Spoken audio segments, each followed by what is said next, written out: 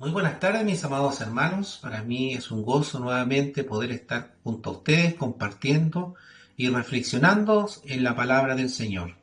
Como estamos en el mes de la Biblia, vamos a continuar en este sentido y vamos a hablar sobre el poder de la palabra de Dios. Para eso me voy a centrar en dos pasajes del Nuevo Testamento. El primero de ellos en Mateo capítulo 8, versículos 5 al 8, y el segundo en Juan capítulo 4, versículo 46 al 54.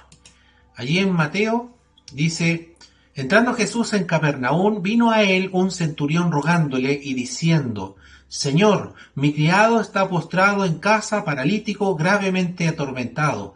Y Jesús le dijo: yo iré y le sanaré. Respondió el centurión y dijo: Señor, no soy digno de que entres bajo mi techo, solamente di la palabra.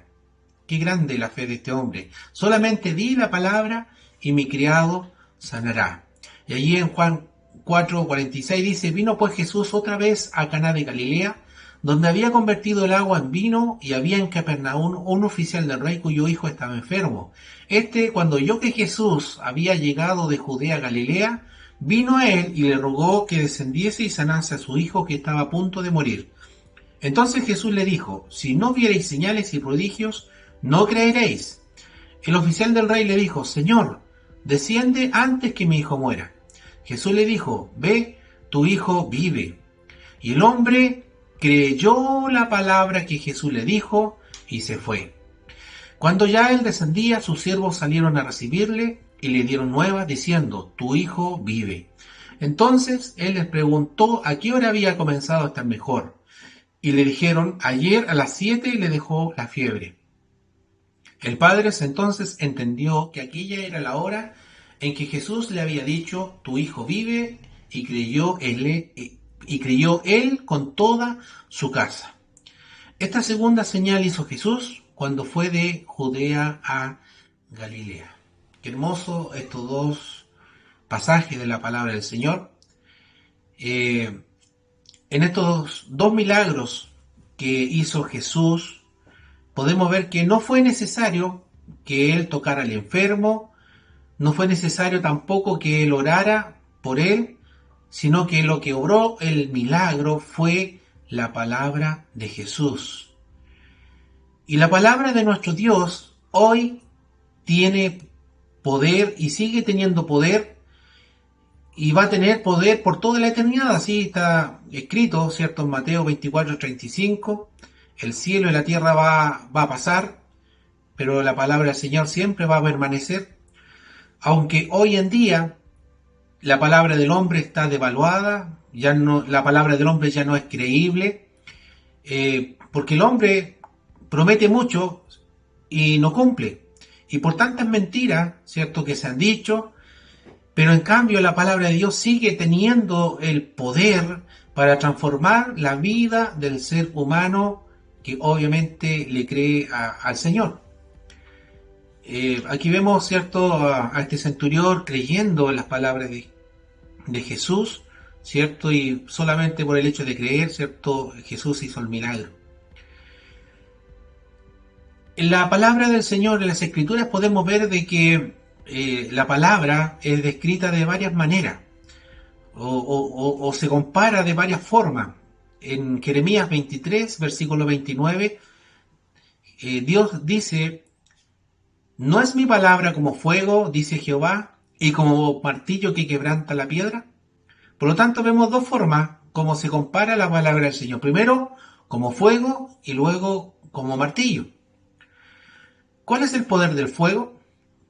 Lo hemos visto, lo podemos ver, ¿cierto?, en la televisión, en internet, en YouTube, ¿cierto?, de que cuando se mete el oro, por ejemplo, se quiere purificar el oro, se mete a un crisol, ¿cierto?, se prende fuego, y es con el solo objetivo de poder purificar este metal, de poder sacarle las escorias.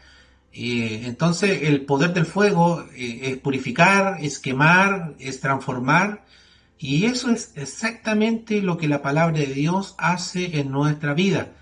Purifica nuestro corazón, saca aquello lo que nos sirve, quema todas las impurezas que hay en nuestra vida, transforma nuestra mente, nuestra forma de pensar, nuestra voluntad, y para que ello ocurra tenemos que acercarnos al fuego de su palabra. Y en la segunda parte de Jeremías 23-29 dice que la palabra de Dios es como un martillo. El mismo metal, ¿cierto? Cuando se pone al fuego para que se ponga el rojo vivo, el martillo sirve, ¿cierto? Para ir ablandándolo, y también, ¿cierto? Vemos que el martillo puede romper rocas, puede romper piedras, etcétera. Y el martillo es una herramienta, por lo tanto, llamada de percusión, y la percusión significa dar golpes repetidos, y es decir, entonces, que cuando se compara con el martillo es que cada vez que nosotros leemos la palabra de Dios, cada vez que la escuchamos y cada vez que meditamos en ella, va golpeando nuestro corazón, va impactando poco a poco nuestra vida, de modo que nuestro corazón, aunque esté muy endurecido como una piedra, sin embargo la palabra de Dios es la única que lo puede quebrantar. Pero los golpes del martillo no son solamente para quebrantar, para romper, sino también para moldear. Como decía, el metal, al estar cierto, al rojo vivo por el fuego, con el martillo podemos ir moldeándolo, podemos ir dándole forma. Entonces, la palabra de Dios aquí nos quiere decir de que la palabra de Dios es la única que puede ir moldeando nuestra vida para que lleguemos a ser semejante a la imagen del Señor. También la palabra de Dios es comparada como una semilla, y en Lucas 8:11 Jesús dice: esta es pues la parábola, la semilla es la palabra de Dios. Nadie se puede imaginar cuántos frutos y cuántos árboles puede producir tan solo una semilla. En una semilla incluso podemos tener un bosque completo, puesto que con una semilla va a generar un individuo, un árbol, ese árbol va a generar muchas semillas y así se va a ir repoblando una gran superficie de terreno. Entonces la semilla tiene poder potencial. Si sembramos una semilla, la semilla cuando cae a la tierra, está allí bajo la tierra, primero va a producir una raíz, luego esta semilla se va a ir abriendo camino hasta la superficie y va a formar una planta. Entonces la pregunta que podemos hacernos es: ¿de dónde tiene el poder la semilla para romper la tierra y producir una raíz? La respuesta es simple: de la misma semilla. Así entonces, la palabra de Dios tiene poder en sí misma para transformar las vidas, para producir frutos en el corazón del hombre, y ese poder no viene de la iglesia misma, sino que viene del poder de la palabra de Dios. Y por último, también, ¿cierto?, la palabra de Dios es comparada como una espada de dos filos. Allí en Hebreos 4:12 dice: pues la palabra de Dios es viva y eficaz. Y en otra traducción, en la Nueva Traducción Viviente, dice: y la palabra de Dios es viva y poderosa, y es más cortante que cualquier espada de dos filos, penetra entre el alma y el espíritu, entre la articulación y la médula del hueso, deja al descubierto nuestros pensamientos y deseos más íntimos. Por lo tanto, la palabra de Dios es viva. ¿Por qué es viva? Porque da vida. El Señor, cuando hizo todas las cosas que nosotros vemos, Él tan solamente tuvo que decir la palabra, y por medio de la palabra todas las cosas que vemos fueron hechas. Entonces la palabra de Dios es viva, da vida, transforma, y es para nuestro hoy. Sigue vigente, no ha perdido validez, al contrario, sigue vigente hasta hoy.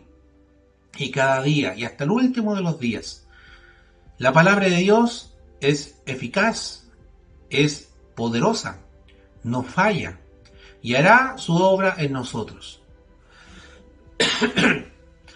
Creemos, ¿cierto?, que cuando nosotros predicamos, esa palabra no es en vano, porque llegará el momento que esta semilla ¿cierto? Va, así como lo mencioné anteriormente, va a llegar a la tierra, va a producir raíz y se va a desarrollar una planta. Entonces, creemos, ¿cierto?, que la palabra de Dios no es en vano, siempre va a ser eficaz, siempre algo va a ser la palabra del Señor. Y después dice, más cortante que toda espada de dos filos, llega hasta los lugares más íntimos del alma del ser humano. Y al Señor no le podemos mentir, no le podemos engañar. La palabra del Señor, ¿cierto?, nos deja desnudo ante ella. Por lo tanto, ¿cierto?, podemos decir de que la palabra del Señor es poderosa y va a ser poderosa si usted le cree.